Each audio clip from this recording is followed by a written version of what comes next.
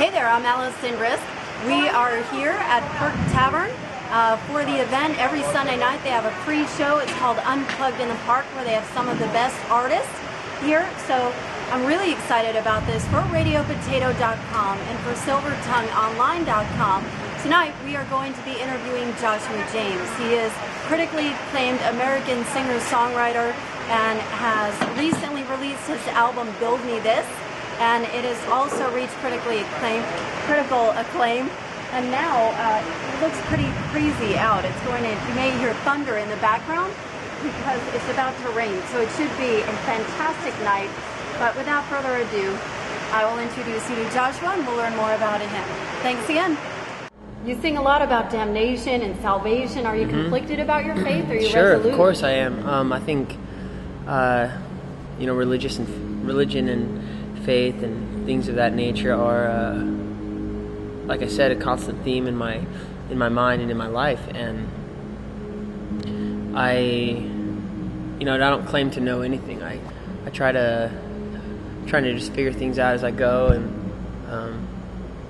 it's something that is it's just a constant mental, not battle, but I can't think of any other word for it, but something that I struggle with when it comes to whatever it is, God or death and heaven and hell. So it's definitely there in my in my songs and in my head, and just something I think about a lot. And I read that, or I saw that on the white paint on the new album, Build Me This, the newer album, and that signified to you a rebirth. Yep. And almost a newness. What does that mean to you? Is it changed? The record as a whole is has a lot of, more so than the first record, a lot of religious themes to it. And for me, it was I think for the first record, I didn't necessarily want to hide it or anything. I didn't touch on it as much as I think I thought about it, and as much as I wrote about it. I had a lot of songs that dealt with it at the time, but I think we steered it in a way that was kind of more away from it.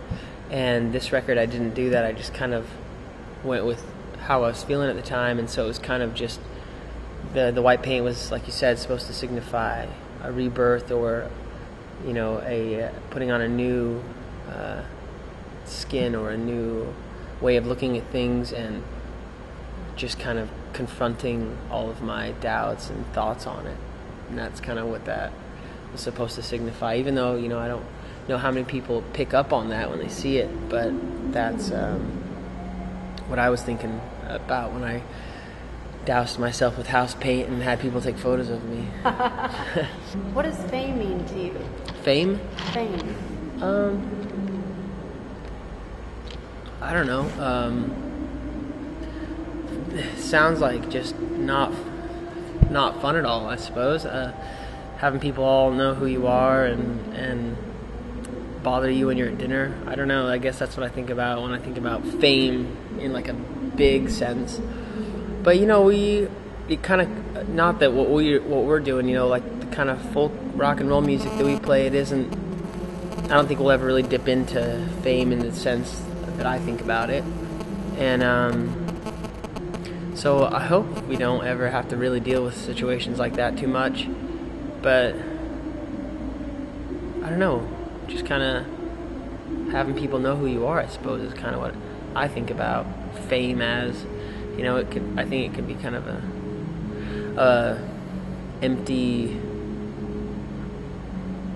I don't know. I don't like the thought of it, I suppose. I'd rather have the people at the shows that want to listen and appreciate it, and not just talk and get drunk, because the music has a kind of a somber tone to it, and it's not party music, it's not dance music. And so it's for me, I prefer having it less people. I'd rather have many less people that are listening than a big crowd of talkative folks, And your last album, The Sun Is Always Brighter, had a very poppy feel to it, but the lyrics were, they said, where did I read it? They said, it was Pop Matters also said, It's an unavoidably catchy, feel-bad songs. Yeah. Well, with the lyrics. And with that record, I didn't produce that record, and the producer that did it, you know, and I know he did not. This isn't a bad thing for him or anything, but he just produced it kind of more that way and chose the songs that were a little bit more kind of boppy, and it wasn't my first choice. You know, it's not how I would have done it, but it's how it was done, and it's out there and available. But I cling much more to the second record, which is Build Me This, than the first record. I don't play many songs off the first record, just because that kind of era of my life. Not that the song, you know, not that the record as a whole is something I don't feel connected to, but just the songs. A lot of songs about substance abuse and my brothers. They're not going through drug addiction anymore. I don't feel a need to sing those songs anymore. But the songs off Build Me This, I'm still living. I'm still having to deal with, and so those are the songs I kind of sing mostly live. There's a much more straight-ahead rock and roll feel to the new album. Has a little bit more electric. A lot of feet stomping. Yeah, a lot of foot stomping indeed. Yeah, it's it's kind of a production choice that we made, and I'm all right with it though. I like it.